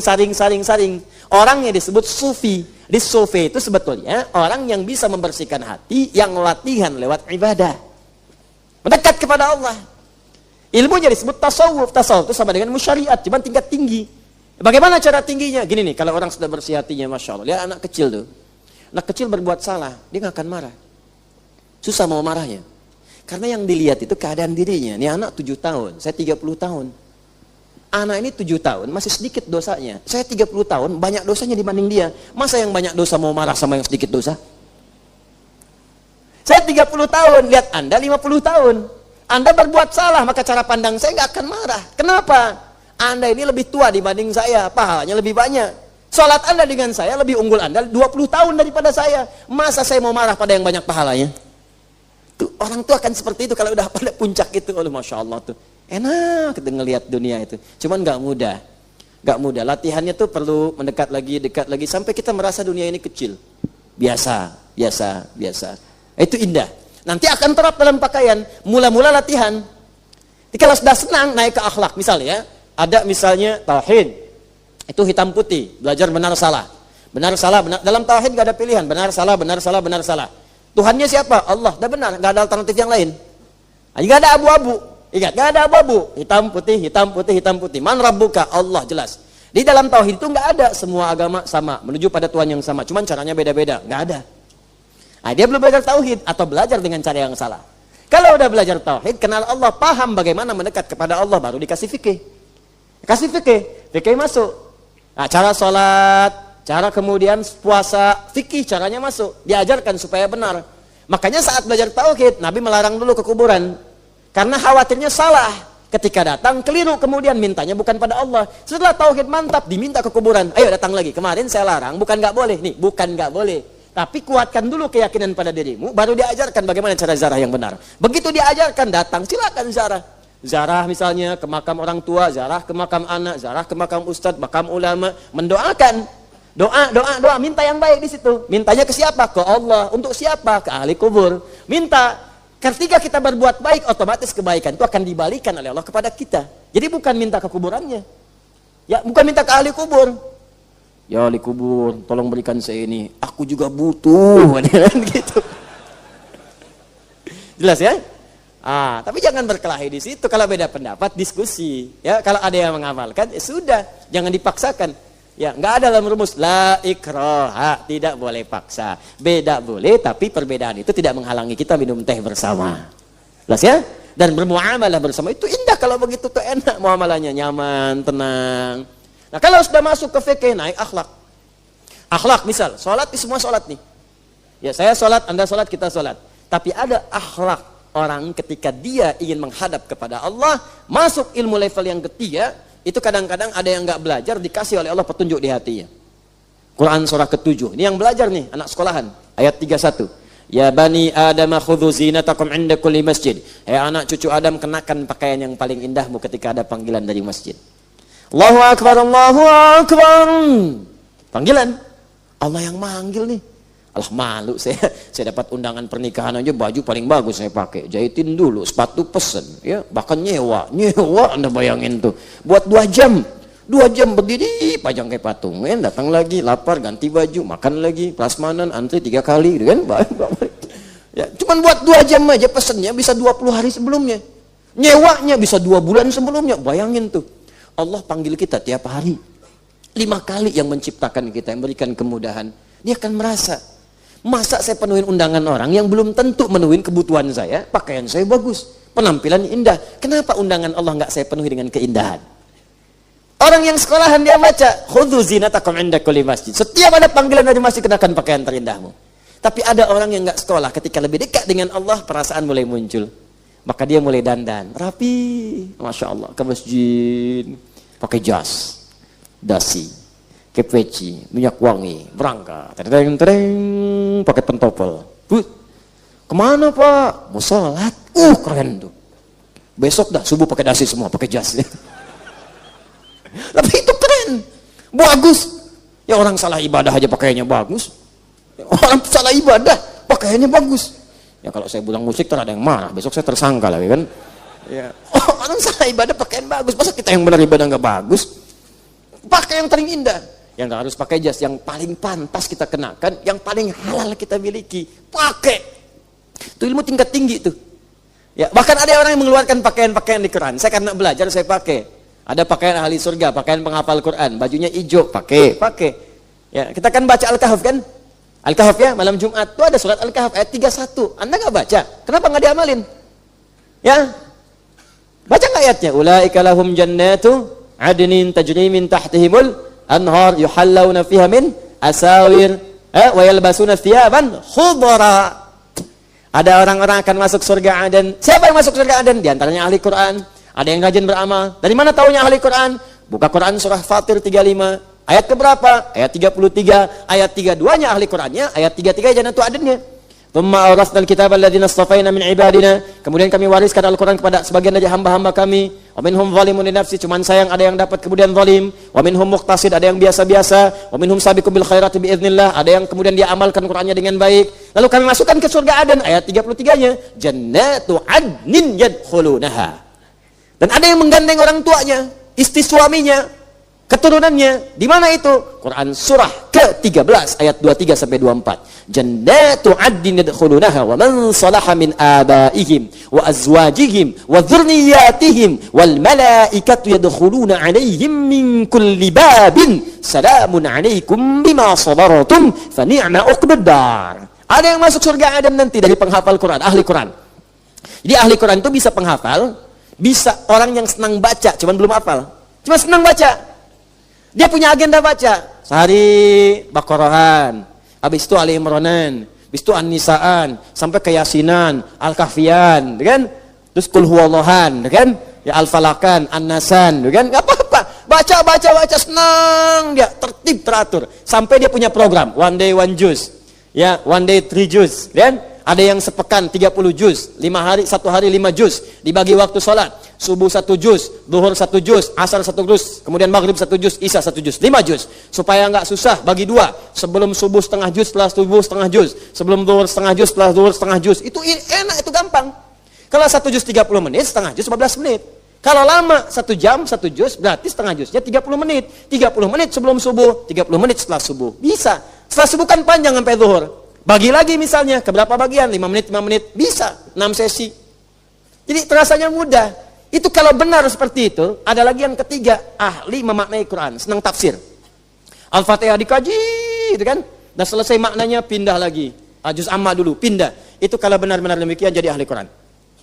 Dengan cintanya pada Al-Quran, bukan hafalnya, cintanya. Dia cinta benar. Masuk surga Aden. Nah, apa perilakunya? Diamalkan isinya. Apa diantaranya? Saat masuk surga Aden nanti, dia akan pakai pakaian sutra dengan gelang-gelang emas, bajunya hijau. Hijau. Ah, sekarang dipraktekkan sama tukang rokok, kan? Ayo masuk terbola itu kan. Hijau royo. Ayo royo masuk surga. Ya, masuk surga ya pakai. Ah, senang. Ayo saya pakai hijau nih, sekaligus menghormati TNI kita yang akan dirgahayu. Nah, TNI hijau, makanya kita pasang merah putihnya. Ya kan? Untuk cinta pada negara kita, bahwa kita ini berbuat baik. Jadi kalau semua warganya baik, ke negara pun akan berdampak. Di ulama-ulama ini jangan dimusuhi, ustadz-ustadz jangan dimusuhi, karena ulama membimbing umat. Kalau umat baik, negara akan aman. Nah, itu gambarannya. Nah, ini kita dorong nih, TNI kita baik, ya, polisinya baik, semua baik. Ini pakai saya ini untuk menghormati tentara kita akan dirgahayu. Dan umumnya pakaian mereka namanya hijau. Hijau, kalau hijau disebutkan biasanya ke tentara. Maka kita doakan pakaian itu pakaian ahli surga. Jaga betul, niatkan untuk beribadah kepada Allah. Kalau ikhlas kemudian gugur, syahid tuh. Dan pakaian itu yang akan bersaksi di hadapan Allah Subhanahu wa taala. Kalau benar diniatkan ibadah karena Allah Subhanahu wa taala. Doakan. Jadi kalau dalam sujud kita mendoakan tentara, polisinya, semuanya kita doakan baik. Mungkin doa kita itu akan masuk ke dalam hati-hati mereka dan berubah jadi perilaku yang lebih baik. Jelas ya? Itulah hasada ila fitnatain. Yang kedua, rajulun atahullahul mala fayunfiquhu ana al-laili wa atrafan nahar. Yang kedua, Allah anugerahkan harta benda. Rajin infak. Infak seneng dia. Ya, ada yang sirran, enggak mau kelihatan. Pokoknya jadilah gitu. Udah. Pembangunan bisik-bisik aja. Pak, butuh berapa? Sekian. Udah. Tiba-tiba dia kirim pasir, kirim apa, enggak mau orang tahu. Itu sirran. Ada dulu orang sering sedekah. Ini banyak orang sedekah ya, sedekah itu tinggi itu manfaatnya. Jadi kalau Anda misalnya anak nih pengen dibuka oleh Allah ilmunya apa, orang tua sedekah. Ya, walaupun kecil-kecil, nggak ada materi berdoa, minta doa itu bagian dari wasilah. Ya, 1000, 2000 belikan makanan, kasih penghafal Quran, niatkan supaya anak saya dibuka kepintarannya, silahkan. Dibuka ilmunya, boleh, ada. Syekh Nawawi Al-Bantani setiap mau ngaji dari Banten nih. Ya, ini ada rombongan dari Matlaul Anwar, dari Menes. Ada Syekh Nawawi dari Banten. Syekh Nawawi Al-Bantani itu setiap mau ngaji sedekah dulu. Apa niat sedekahnya? Ya Allah, jadikan dengan sedekah ini saya tidak pernah mengetahui aib guru saya. Allahu Akbar. Makanya berkah ilmunya. Karena memang di dalam kitab ilmu itu, kitabul ilmi, kalau ada murid sudah bersikap buruk pada guru atau bahkan berpikiran buruk aja pada guru, maka dia tidak akan mendapatkan keberkahan ilmunya. Gak akan dapat. Ya. Ngaji di mana? Sadari, bid'ah. Udah tuh nggak akan masuk. Kita kasih yang benar pun nggak akan diambil. Dikasih yang benar pun nggak akan diambil, nggak akan masuk. Manhajnya beda, manhaj. Nggak akan masuk demi Allah saya katakan. Jangankan Anda berikan ilmu, sebut nama saya akan ditolak. Saya kasih Quran aja nggak akan diambil. Nggak akan diambil. Di Bandung saya hadiahkan ke MUI Bandung, Jawa Barat. Nih mushaf, silakan sebarkan. Mushaf itu firman Allah. Sampai ke satu masjid nggak diterima, ditolak. Dari siapa ini? Ustadz Adi katanya. Oh udah, itu manhajnya beda. Balikin lagi Qurannya. Quran itu firman Allah, Joni. Bukan bacaan Ali Hidayat. Tuh, benar tuh. Anak kecil aja paham. Ini di mana ditaruh akal sehatnya ini? Saya bingung ini belajar apa sebenarnya ini? Belajar apa? Ini hati-hati gitu kan? Tapi kita pun harus sering mendoakan, jangan bersikap yang sama. Mungkin belum tahu. Orang belum tahu, diberitahu bukan dimarahi. Kalau dimarahi apa bedanya gitu kan? Ya, kalau tetap ngotot tinggal tidur aja. Udah, tinggal tidur, doakan, udah selesai. Tapi jangan bersikap yang sama. Saya tidak mengajarkan mencaci maki, tidak boleh. Ya, ajarkan yang baik-baik. Ya, ajarkan yang baik-baik. Kalau belum paham, ya sudah. Ya, jelas ya? Ila fisnatain, harta, infak. Nah, orang tadi ini setiap sekomplek gitu bangun, pagi mau keluar, di depan rumahnya pasti ada makanan. Itu tiap hari, makanan. Kalau Anda hidup di masa itu, udahlah, gak usah cari kemana-mana, tiap hari ada makanan. Ya, bangun pagi, makanan. Keluar rumah, makanan. Sampai sekomplek bingung. Dulu masih ada ronda. Ini kisah nyata itu, di masa-masa orang soleh dulu. Ronda untuk menemukan siapa orang yang ngasih makanan ini. Sampai malam mereka. Malam-malam, itu kan? Nunggu. Gak ada orang. Begitu mau menjelang fajar, lah kayaknya nggak ada malam ini. Balik ke rumah masing-masing. Begitu fajar mau keluar, sudah ada makanan di depan rumahnya. Ini kisah nyata. Nah, bagaimana ketahuannya? Tiba-tiba ada seorang meninggal. Begini orang itu meninggal, diantar ke kuburnya, dan disolatkan dan segala rupanya. Sehari makanan nggak ada, 2 hari nggak ada, sepekan nggak ada, begitu 2 pekan nggak ada. Mereka semua tahu bahwa orang ini yang biasa naruh makanan di situ. Jadi ada kebaikan manusia itu diketahui setelah dia wafat. Ada. Bahkan ada yang dimuliakan. Dimuliakan itu bahasa Arabnya karim. Kemuliaannya disebut karomah. Maka disebut karomah. Karomah hanya berlaku bagi manusia biasa. Mu'jizat bagi Nabi dan Rasul. Ada kemuliaan manusia yang diangkat oleh Allah diketahui setelah wafatnya. Jadi setelah wafat muncul tiba-tiba. Kalau hidup gak kelihatan. Begitu meninggal, tukang ojek datang, tukang becak datang, pemulung datang, pengen nyolatin, pengen kemudian datang ke rumah takziah juga. Allahu Akbar. Ini amalan apa orang ini? Apa amalannya? Rupanya nggak ketahuan, cuma ngajak anak, bahkan ibunya pun nggak tahu, istrinya nggak tahu, anaknya cuma dibawa. Ada dulu yang buat qiraati, nama Kiai Dahlan, Kiai Haji Dahlan Zarkashi dari Semarang. Itu soleh-soleh itu insya Allah, anak-anaknya soleh, Kiai Bunyamin, ada Ustadz Abu dan sebagainya. Itu qiraati itu nanti ada yang belajar dari Jogja, muridnya kelak membuat Iqra.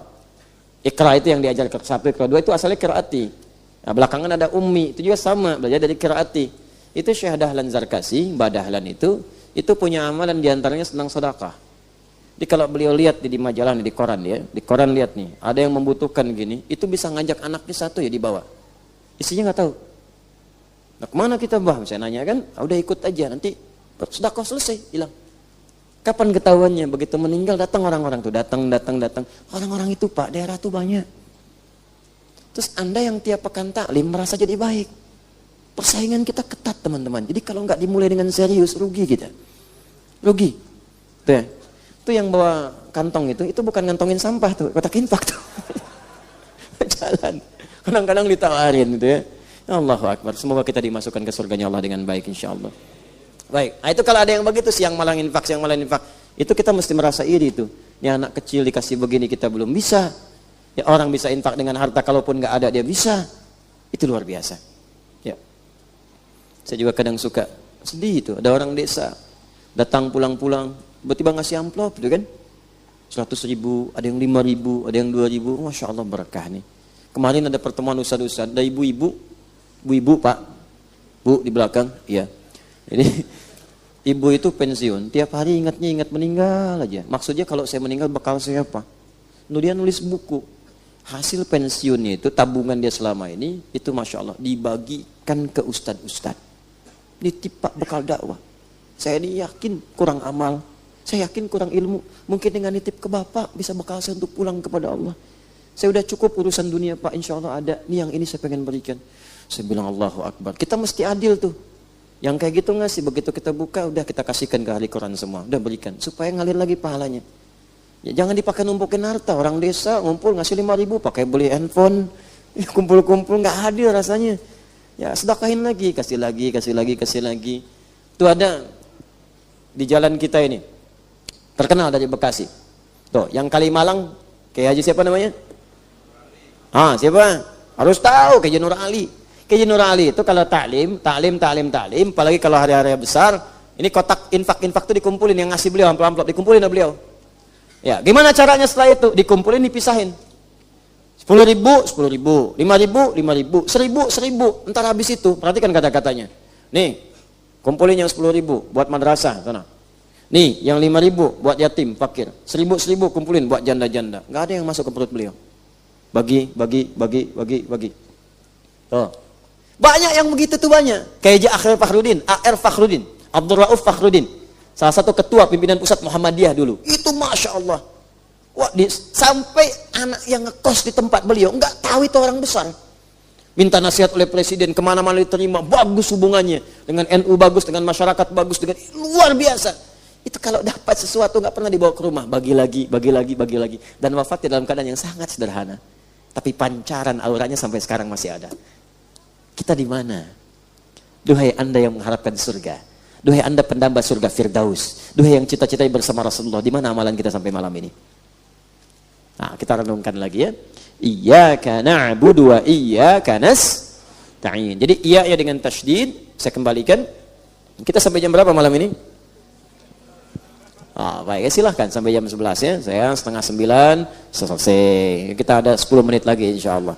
Ya, kalau di atas kita bisa lihat jam, di sini bebas ya. Pokoknya kalau matahari udah mau kelihatan itu fajar artinya ya. Kita lanjut aja. Alhamdulillah.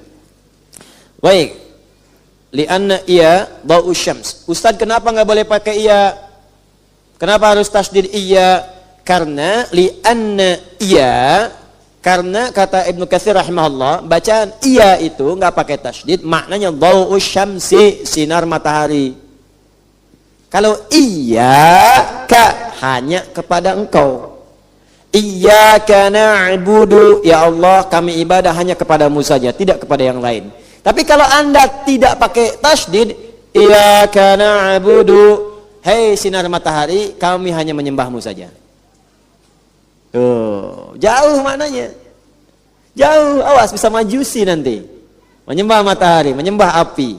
Awas, hati-hati. Ya, bisa nanti seperti penjajahan tempo dulu, orang-orang Jepang menghadap kepada matahari. Ya, makanya turun ayat, walillahil masyriq wal maghrib, Quran surah kedua ayat 115. Punya Allah timur dan barat. Matahari itu Allah yang ciptakan, kenapa kalian sembah? Kata Allah, punya saya timur dan barat, matahari ya saya yang buat, kenapa dia engkau sembah? Ya kan? Makanya ketika kita menyembah Allah, kalimatnya iya itu ditasydidkan untuk menunjuk bukan matahari yang saya sembah, bukan matahari yang saya sembah, bukan sinarnya, tapi iya yang buat matahari itu, yang menciptakan sinar itu, pakai tasydid. Ya, jadi ini yang imam-imam di daerah-daerah, ya ustad-ustad yang biasa baca, coba dicek lagi bacaan. Kalau tanpa tasydid, iya hilang tasydid, jadi tasydidnya hilang menjadi iya, artinya dha'u syamsi, sinar matahari. Jelas ya? Baik, kalau rembulan apa? Qamarun. Qamarun. Kalau bulannya terang benderang, ya dia 13, 14, 15 sebut badrun. Ya, sinar purnama. Badar, bapak badar, bapak purnama. Bapak qamar, bapak rembulan. Jelas ya? Dengan kekuatan bulan aku menghukummu, ya. Ya. Binuril qamari an ahkumuka. Ya. Baik. Wa qara'a ba'dhum ayyaka bi fathil hamzati wa tasydidil ya'i wa qara'a ba'dhum hayyaka bil ha'i badalul hamzati kama qala sya'ir fa hayyaka wal amru alladhi in tarahabat mawariduhu dhaqat 'alaika masadiruh. Ya. Jadi ada juga yang baca pakai fathah, ayyaka wa hayyaka. Tapi tetap dalam bacaan salat dan bacaan Al-Qur'an dibacanya pakai kasrah. Iyyaka, iyyaka, iyyaka. Jangan dibaca ayyaka, jangan dibaca hayyaka dalam salat, ya kan? Dan jangan dibaca iyaka. Dibacanya apa? Iyaka. Ayo baca. Iyaka. Ikuti. Iyaka. iyyaka na'budu wa iyyaka nasta'in. Baca.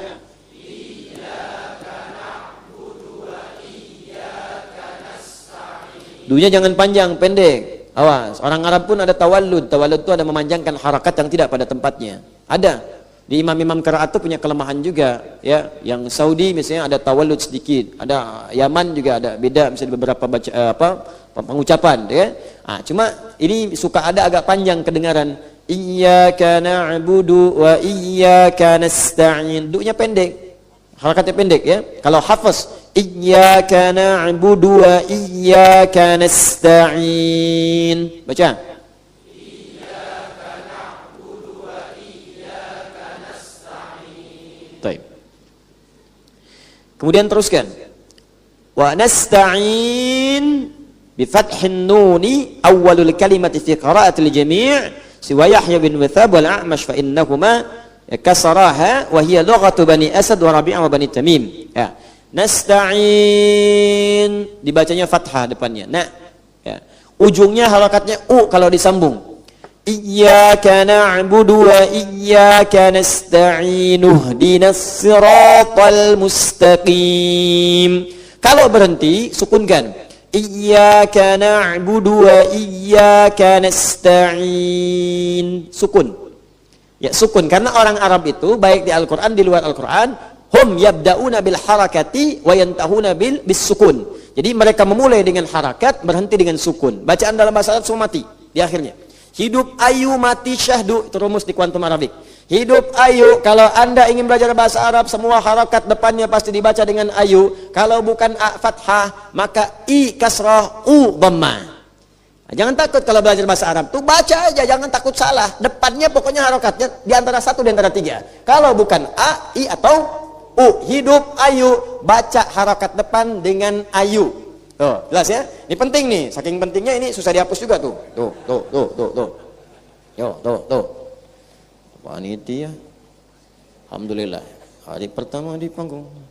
Angin sendiri, nulis sendiri, hapus sendiri. Kasih spidol, nggak bisa dihapus. Dilihatin cita-cita masuk surga. Masya Allah. Ampuni dosa-dosanya ya Allah.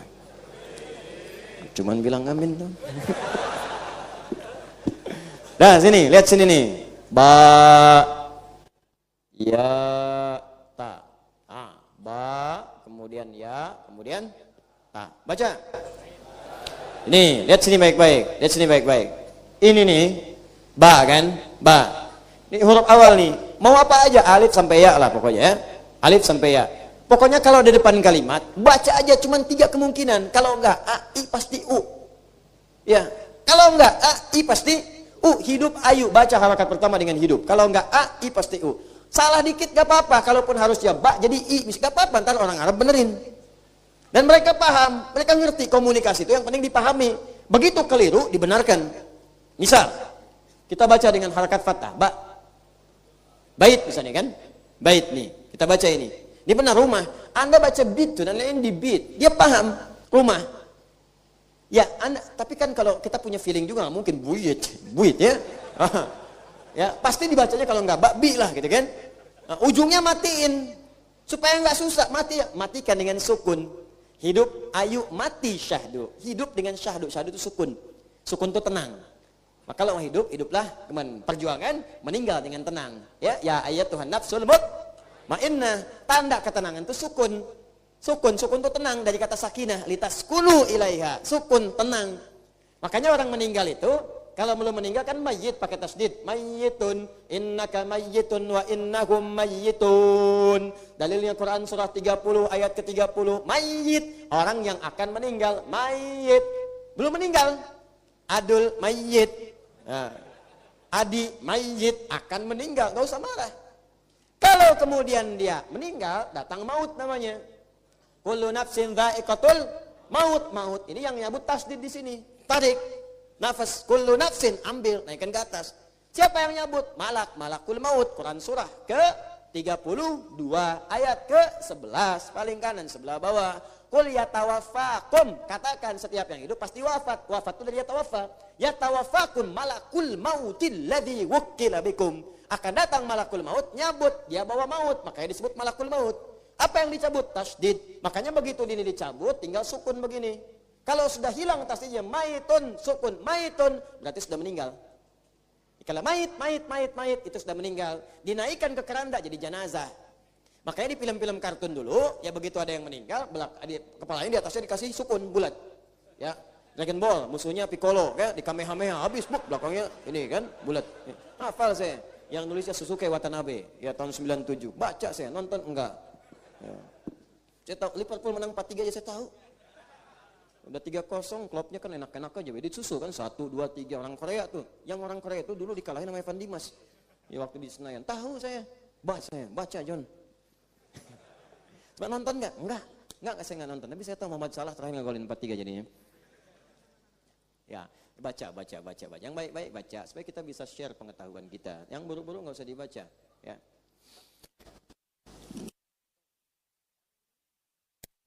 Iyyaka na'budu wa iyyaka nasta'in. Nasta'in ujungnya sukun. Kalau dimatikan, dibaca ujungnya pasti mati. Sama dengan begini, ya. Bait, matikan aja. Bait. Cepat. Ya. Kemudian apa lagi? Masjid, walaupun harokat ujungnya un. Ya, baitun misalnya, jangan dibaca unnya. Baitun. Oh, enggak, orang Arab enggak akan dengar bait. Masjidun, masjid. Makanya di Al-Qur'an pun ketika berhenti di akhir harokatnya enggak bunyi. Ya. Iyyaka na'budu wa iyyaka nasta'in. Mati kan? Padahal harokatnya kan di akhirnya enggak bunyi. Dari awal, Bismillahirrahmanirrahim. Enggak bunyi. Bismillahirrahmanirrahim. Enggak ada. Alhamdulillahi rabbil alamin. Enggak ada. Pasti mati. Kenapa? Karena kita matikan. Kalau mati jadi sukun ujungnya. Nasta'in. Iyyaka na'budu wa iyyaka nasta'in. Lihat nih, saya ajarin nih sedikit ya. Saya pengennya paham, jangan menghafal. Kalau paham lebih bagus. Hafal dan paham itu lebih mulia. Nasta'inu. Lihat sini. Ini harakatnya apa? Dhamma. Kalau kita wasal, maka ini panjangnya cuma 2 harakat. Ya, 2 harakat nih. Iyyaka na'budu wa iyyaka nasta'inu. Ihdinas sirah. Dibacanya ihdina, nyambung ke sini. Nasta'inu ihdinas siratal mustaqim. Ini cuma 2 harakat. Tapi karena kita jadikan sukun dan berhenti di sini, maka panjang ini berubah. Panjang dalam bahasa Arab disebut mad namanya. Mad. Kang imad, kang panjang. Ya. Maddun panjang. Berapa panjangnya? Bisa 2, kalau mau pendek hadar. Iyyaka na'budu wa iyyaka nasta'in. Bisa 4 harakat mutawassit. Iyyaka na'budu wa iyyaka nasta'in. Bisa 6 harakat, 3 detik. Ya pakai detik kalau mau gampang. Harakat itu berapa sih? Fathahnya dipanjangin? Bukan. Ya kalau 2 harakat 1 detik. 4 harakat 2 detik. 6 harakat 3 detik. Setiap 1 detik 2 harakat. Itu paling gampang belajar kekinian. Ya, 3 detik. Ya, 6 harakat 3 detik. Iyyaka na'budu wa iyyaka nasta'in. Setengah detik setengah harakat. Ya, 1 detik 1 harakat. 1 detik 2 harakat. 2 detik 4 harakat. 3 detik 6 harakat. Itu tinggal hitung aja. 1 patokannya, 2, 3. Kalau pakai begitu gampang. Nah ini bisa 2, bisa 4, bisa 6. Ustadz, kan biasanya cuma 2. Kenapa 4 dengan 6? Oh 4 dengan 6 itu baru panjangnya. Baru dalam bahasa Arab disebut aridun. Baru. Biasanya cuma 2, sekarang jadi 4. Iyyaka na'budu wa iyyaka nasta'in. Wah panjang nih. Baru nih panjang, saya baru dengar. Panjang. Aridun baru. Kenapa dibaca jadi 4 harakat, 6 harakat? Kok baru panjangnya begini? Sebab sukun. Ada sukun di akhir bacaannya. Maka muncullah kalimat mad arid lis-sukun. Gitu cara memahaminya. Jadi jangan dihafalin, dipahami. Mad wajib muttasil, kenapa disebut wajib muttasil? Mad jaiz munfasil, kenapa disebut jaiz munfasil? Ada. Turunkan, pahami. Kalau udah paham, enak kita. Ada si mad arid lis-sukun nih. Nah, si mad wajib nih, ada jaiz nih dan seterusnya. Enak kita bacanya. Ya, iyyaka na'budu wa iyyaka nasta'in. Ada yang baca pakai kasrah, nista'in. Ya, nista'in ini bacaannya dari Bani Asad, Rabi'ah dan Bani Tamim. Tapi kita baca harus menggunakan fathah. Kalau untuk kita. Ya, jadi bacanya apa? Nasta'in. Iyyaka na'budu wa iyyaka nasta'in. Nah, sekarang fokus, saya akan berhenti di sini. Ya, saya tidak ingin Anda ditanya tadi, belajar apa Ustaz Adi? Sukun. Wal ibadatu fil lughati, saya sampai sini, nanti saya berhenti untuk berikan pengumuman. Wal ibadatu fil lughati min adh-dhullati yuqalu tariqun ma'bad wa ba'irun ma'bad ay mudhallal, wa fi syar'i ibaratun amma yajma'u kamal al-mahabbati wal khudu'i wal khawf. Wal ibadatu fil lughati adh-dhullah. Dan ibadah itu yang dimaksud dengan ibadah, iyyaka na'budu wa iyyaka nasta'in. Yuk kita terjemahkan, terjemah bebas dulu ya. Ya Allah, kepadamu saja kami beribadah, menyembah, dan kepadamu saja kami mohon pertolongan. Ini kita bahas tafsir di sini dulu. Nanti setelah itu saya terangkan makna kalimat per kalimatnya. Fokus ini. Yang dimaksud dengan ibadah, kata Syekh Ibnu Katsir, itu dhullah, merendahkan diri, rendah. Jadi kita ini merasa rendah. Yang tinggi cuma siapa? Makanya Allah tidak ridha dan tidak akan pernah senang ada hamba yang merasa tinggi. Awas, merasa ilmu paling tinggi, merasa harta paling banyak, merasa jabatan paling tinggi. Itu Fir'aun tuh pernah merasa tinggi sampai menyebut Tuhan, ana rabbukumul a'la, tenggelamin ke yang paling bawah. Jadi ketika orang merasa tinggi, ditenggelamin sampai yang paling bawah. Itu cara Allah tuh begitu.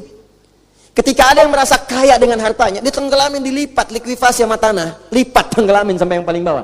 Sampai nggak ketemu lagi tuh sifat tinggi itu. Tuh. Maaf ya, Fir'aun pernah begitu, terus ente pengen ikutan. Saya katakan jangan bersaing lah, nggak akan dapat. Korun pernah sombong dengan hartanya, terus ente nggak sekaya Korun pengen ikutan, nekat Anda. Ya, nggak akan pernah bisa menang. Dan makhluk yang paling benar-benar merasa tinggi itu iblis, setan turunannya. Itu mah udahlah, perfeksional lah, perfect lah dalam urusan itu. Urusan sombong itu sampai disebut di Quran. Aba wastakbar. Quran surah kedua ayat 34. Wa idh qulna lil malaikati isjudu li Adam fasajadu illa iblis. Kenapa? Aba, dia nggak mau sujud, wastakbar, karena merasa tinggi, merasa hebat. Merasa hebat dia. Ditanya oleh Allah, Allah tuh maha tahu, nggak nanya juga, udah ketahuan. Cuman supaya dia nggak ngeles ketika Allah katakan kamu sombong nih, dia bisa mengelak. Enggak kok ya Allah. Untuk membuktikan itu, maka ditanya oleh Allah supaya keluar langsung di lisannya. Supaya malaikat mendengar langsung, Adam mendengar langsung, dan tidak ada hujah lagi bagi dia untuk mengelak. Maka muncul Quran surah ke-7 ayat 11 sampai 13. Makanya di sini nanti turun sebagai hukum pembuktian, diterapkan dalam kehidupan, ada persidangan, dibuktikan supaya terbukti, bukan klaim semata. Ada saksi, ada macam-macam, saksinya banyak. Jadi begitu ditanya, ayat 12 yang lihat fokus. Ma mana'aka alla tasjuda idh amartuk. Iblis, kenapa kamu nggak mau sujud kepada saya saat saya perintahkan? Kata Allah, bukan sujudnya yang penting, ente nggak sujud, semuka langit dan bumi nggak sujud, nggak akan menurunkan satu saya sebagai Tuhan. Saya tetap Tuhan. Saya tenggelamin kamu sekarang di neraka, tenggelam kamu, saya yang Tuhan. Kenapa nggak mau sujud? Keluar. Ana khairum minhu. Saya lebih hebat dibanding dia, Adam. Khalaqtani min narin wa khalaqtahu min tin. Kau ciptakan saya dari api, kau ciptakan dia dari tanah. Enggak level yang api nyembah ke tanah. Kata Allah, bukan nyembah, ini hormat. Bukan masalah sujudnya. Kamu melanggar perintah saya, kamu siapa? Kamu siapa mau melanggar saya? Kamu Tuhan. Kamu enggak sujud, enggak ada urusan dengan saya, tapi ini perintah saya. Qala fakhrij minha. Keluar kamu dari sini. Diusir. Diusir pun masih sombong, Anda bayangkan. Ada yang diusir Allah masih sombong. Tuh. Jadi jangan nyaingin iblis dalam persoalan kesombongan, nggak akan menang Anda. Demi Allah saya katakan, jangan saingan sama setan, Anda nggak akan menang. Ya, sampai kiamat, sampai habis kiamat, nggak akan menang. Demi Allah saya katakan, tuh anak-anak ketawa, nggak akan menang Anda. Adam salah, begitu dikeluarkan Allah dari surga, turun ke bumi, Adam tobat karena ngerasa salah. Allah, saya salah ya Allah, tobat. Diturunkan kalimat tobat. Quran surah kedua ayat 37. Fatalaqa Adamu min rabbi kalimatin fataba alaih. Turun kalimat tobat, lantas Adam tobat. Saat tobatnya ngaku salah, saya zalim ya Allah. Bahkan bentuknya jama'. Jama' itu apa? Dibawa ke istri juga. Kan dengan istrinya itu beliau. Jadi maksudnya ya Allah, kalau saya salah, istri pun saya. Jadi kesalahan istri pun kalau bisa ya Allah, ketika engkau memaafkan aku, ampuni pula dosa istriku. Makanya di Quran tuh banyak menggunakan untuk pesan. Bersikap baik secara sosial walaupun untuk berdoa. Jangan berdoa untuk sendiri. Jangan soleh sendirian. Doakan istrimu, doakan anakmu, doakan ibumu, doakan ayahmu, doakan musuhmu. Doakan lawanmu, doakan tetanggamu, doakan muridmu, doakan gurumu. Makanya pakai itu kami kita. Rabbana atina fid dunya, Rabbana zalamna anfusana, hablana, Rabbana hablana min azwajina. Kami. Ya Allah, kalaupun Engkau ingin ampuni saya, mohon ampuni juga istriku ya Allah. Ampuni juga anakku ya Allah. Bagaimanapun dia adalah pasangan yang Kau pasangkan denganku. Mustahil Engkau titipkan kepada aku kecuali Engkau menginginkan aku membuat dia saleh dengan izinmu. Maka ketika Engkau ampuni aku, ampuni pula dosa istriku. Indah tuh. Merasa zalim, minta ampun. Iblis salah, enggak merasa zalim, masih merasa benar aja. Jadi kalau ada manusia sekarang udah salah, tetap merasa benar, itu patut dipertanyakan. Dia manusia apa? Bukan saya yang bilang tuh. Ya, dia manusia atau hamba yang sedang dipengaruhi iblis. Kalau sedang dipengaruhi, cepat berlindung kepada Allah. Fasta'idz billahi minasyaitonir rajim. Cepat sebelum tiba masanya iblis berlepas diri kepadamu. Hati-hati. Idz tabarra alladziina tubi'u minal ladziina tabau wa ra'ul 'adzaba wa taqatta'at bihimul asbab. Ketika yang diikuti itu kemudian berlepas diri. Ketika disidang oleh Allah, ada yang mengatakan, "Ya Allah, karena dia saya ikut." Kata iblis, "Saya enggak ikutan. Saya tuh enggak pernah maksa kamu, saya cuma goda. Salah kamu sendiri ikut." Iblis jadi bilang, "Saya cuma goda, saya enggak maksa." Tuh iblis tuh, pintar tapi keblinger.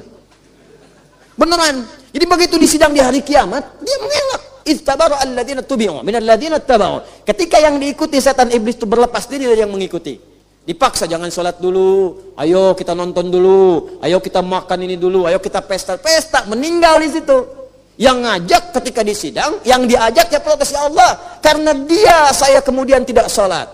Maka keluarlah wujud aslinya setan itu. Tidak ya Allah, saya kan nggak maksa, saya cuma ngajak. Salah dia ikut. Tugas saya kan cuma bisikin doang. Alladzi yuwaswisu fi, saya cuma bisikin di hati dia, salah dia sendiri ikut. Tuh, mau jawab apa coba? Iblis tuh begitu. Langsung tolak aja seketika. Jadi kalau saya dulu dari kecil tuh begitu, di pesantren ada bisikan-bisikan, iblis kamu akan menang. Gituin aja, terang-terang. Bahkan dulu pernah saya tantangin tuh. Saya pertama belajar silat waktu itu, semoga Allah merahmati guru silat kami. Ya itu waktu kecil belajar. Malam-malam bangun tahajud, kan dulu kan suka ada dengar radio Ardan kakak kelas tuh. Ya, tiba-tiba gitu kan. Dia nampak kemudian di pohon itu. Wah, keluar kamar saya pohon mangga sebelah kanan. Jam 2 keluar, bisikan datang. Tuh tiba-tiba nanti ada yang putih di atas pohon.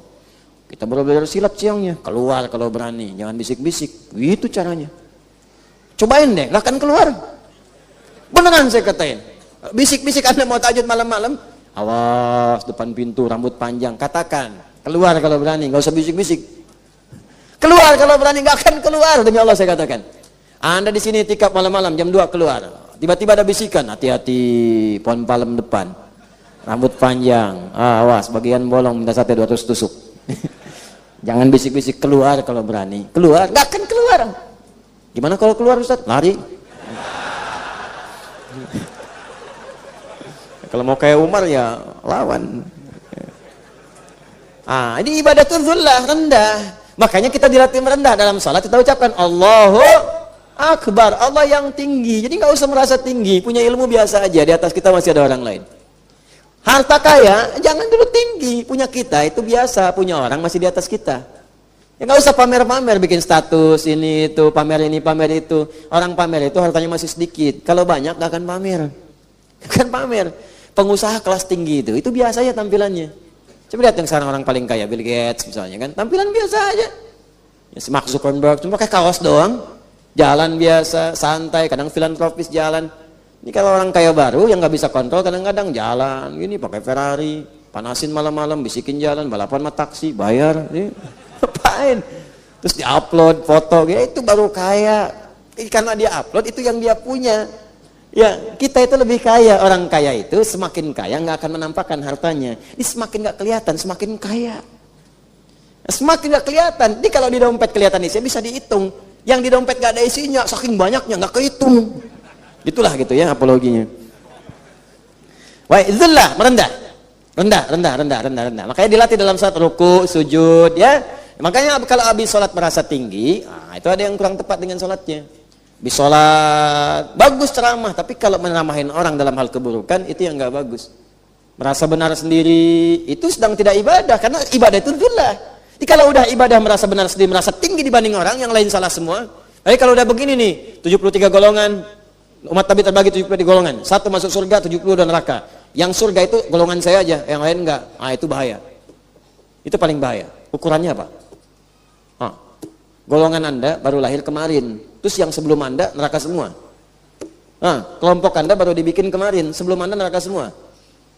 Kalau mau Anda ukur dengan ilmu yang benar. Ukur dengan ilmu, ada ukurannya, ada penjelasannya, ada pilihannya, ada manhajnya, ada madhabnya dan sebagainya. Paham sampai sini? Dzullah, merendah. Kemudian kalau kita terapkan itu dalam konteks ibadah kepada Allah, maka yajma'u kamalal mahabbati wal khudu' wal khauf. Di sini saya berhenti. Sifat dzullah itu bukan sekedar rendah ketika dipakai ibadah.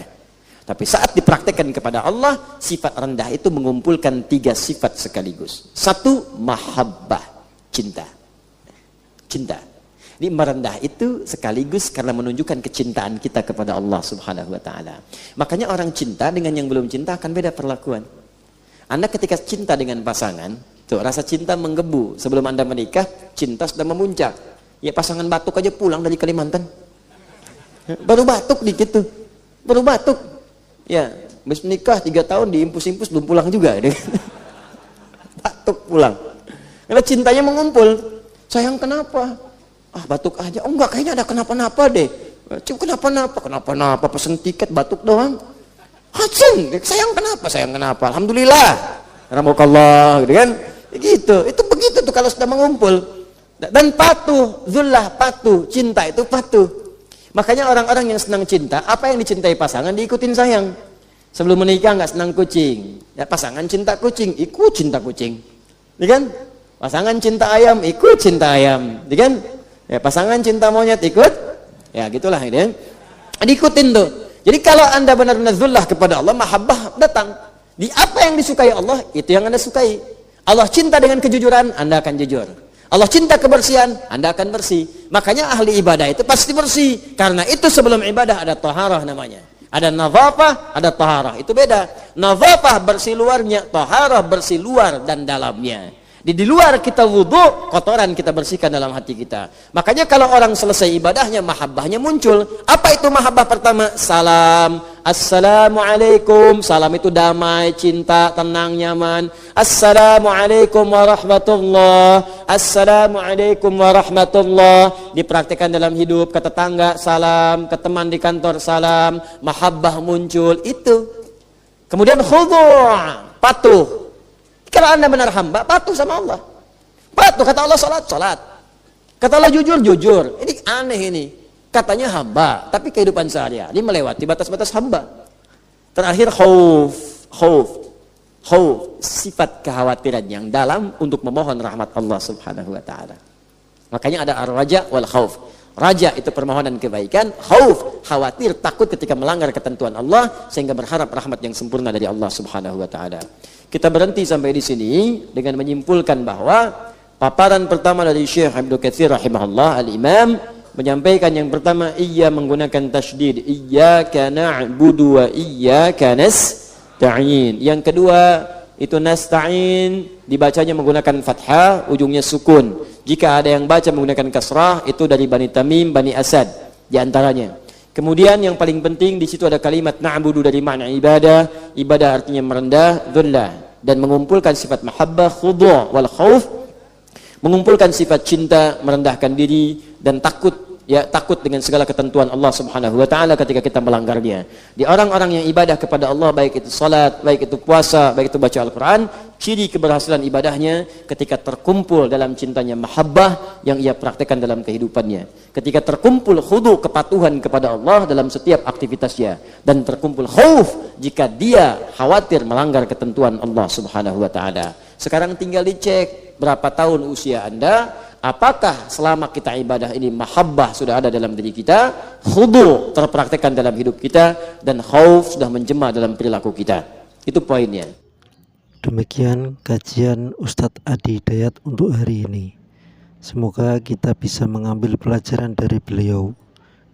Dan terima kasih telah mengunjungi channel Sobat Dunia Akhirat. Semoga bermanfaat. Wassalamualaikum warahmatullahi wabarakatuh.